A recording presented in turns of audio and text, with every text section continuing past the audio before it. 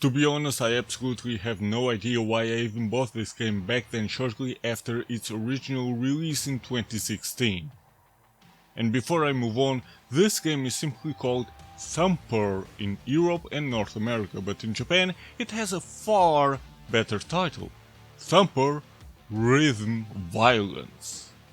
And I guess that's very appropriate because if you look at these visuals, then the game has a very aggressive tone to it, which might be the reason I even bought the game back then.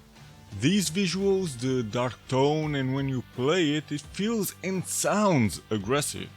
I will play the video for a few seconds as is, so you can hear what I'm talking about.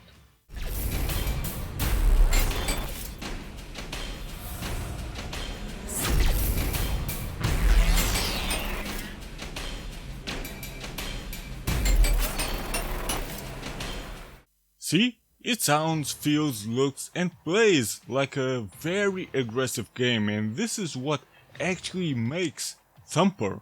It's the overall tone. If I remember correctly, THUMPER did not have a VR mode when it was released. The developer Droll, THUMPER is their only game up until now, added VR mode later on, and once this mode was out, the game became a lot better. That's why from now on you will only see me playing THUMPER in VR mode on the PlayStation 4. Now sure, you can play this without VR, and this is the mode you should play with if you are not accustomed to virtual reality.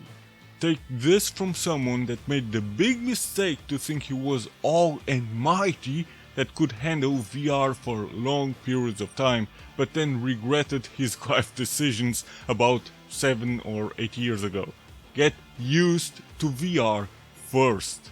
THUMPER doesn't require you to move your head all that much, but the speed of the game can still be an issue, so play something far simpler like PlayStation VR Worlds or something. At least if you play PSVR. On PC there might be similar examples for beginners. That compilation is beginner friendly and quite adequate for new people.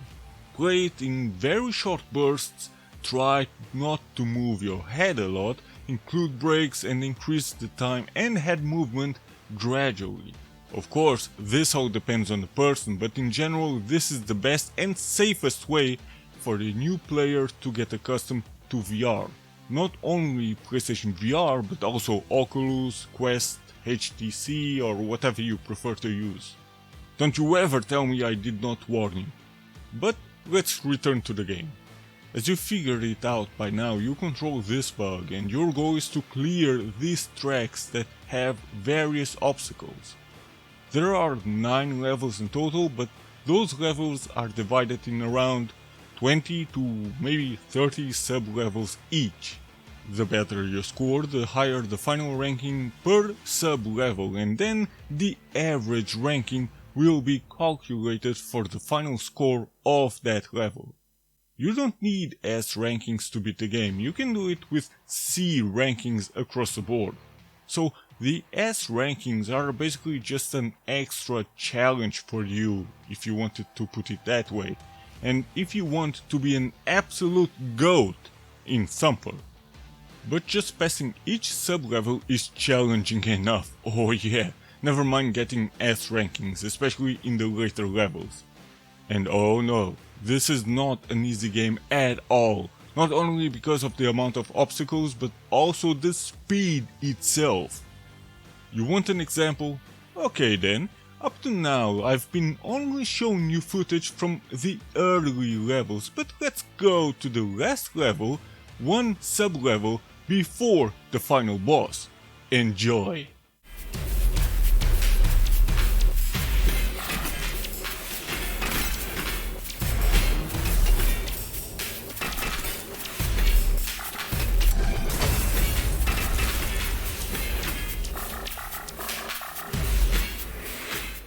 Not as easy, huh? Oh, you still think it's easy? Well, okay then, do it first time without mistakes. I wanna see that. Now, addressing the obstacles, you have these blue fields. You don't need to, but to get the highest score possible, you have to jump on those fields. During the bosses, in general there are 2 per level, these fields will be green, but if you miss to jump, the fields will turn blue and the track will loop, which is the game's way of giving you a new chance as long as you are alive. You will also have a lot of walls you have to rail on, because if you don't turn jump, or as I call it, drift, which means the bug has to be on its side, then you will take damage if you have a shield or die if you have no shield. These barriers can be broken if you jump once to essentially force your way through them. Otherwise you will take damage or even lose, and yes, the whole game is a 2-hit kill. Later on you will learn how to jump and fly for a short period of time to jump over obstacles or go through these rings. Going through the rings, get the fuck out of here, will increase your score, but you can miss these if you want. And considering that this game will add these obstacles everywhere as well as the speed of the game, you necessarily need to be very focused and your fingers need to move fast, sometimes even in lightning speed, to get all the points you can get. Essentially, you need to be Flash. Get damaged once, you will lose your multiplicator and your shield. Another hit and you will have to restart, but not restart from the beginning of the whole level, only restart from the beginning of the sub-level you are on. But sure, you can regain back your shield if you jump on the final blue field at the end of every sub-level, or if you jump on a blue field with the purpose to fly to the next field and then press down at the right moment. Because this will usually create a new blue field later down the road that will give you the shield back, unless you die before you get there. THUMPER actually doesn't do many things wrong at all. The music had to fit the vibe the developers were going for, and it works damn well, even though it's nothing I would listen to outside of the game. The controls are pretty simple, but insanely responsive, as they should be. You just need to be really fast with your fingers and your eyes need to be glued to the screen. I love the visuals in the game. The overall dark tone is a marvel to look at, especially when the game sometimes uses shapes.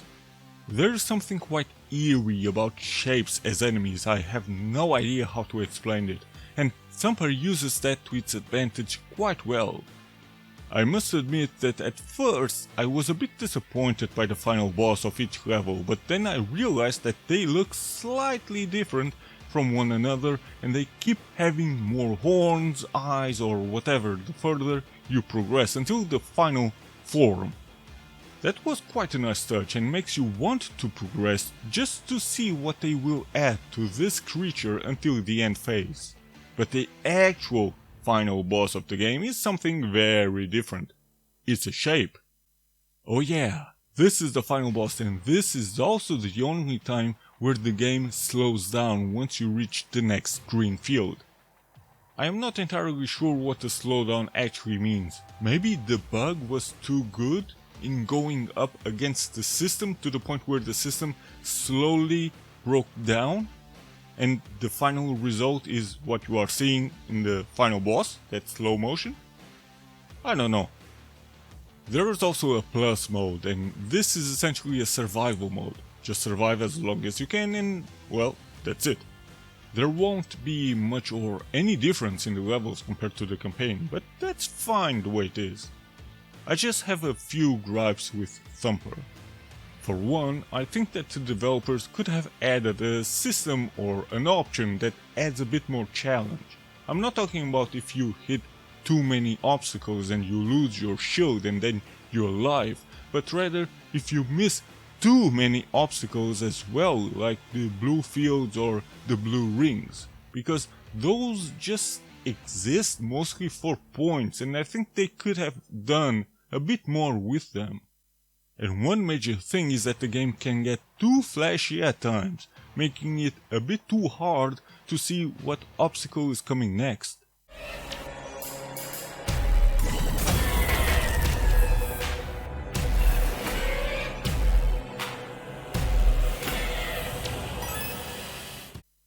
Other than that, I really like the game. I like the tone, the music fits well, the colors are awesome, the challenge is quite high in the later levels. VR mode makes Thumper even better, to the point where even when I returned to the normal mode, I could barely play it properly, and the only thing it needs now is to have a physical version. I know there's a physical version of this from limited run games, but I am not giving those motherfuckers any money. Maybe if I find it used and for cheap, who knows.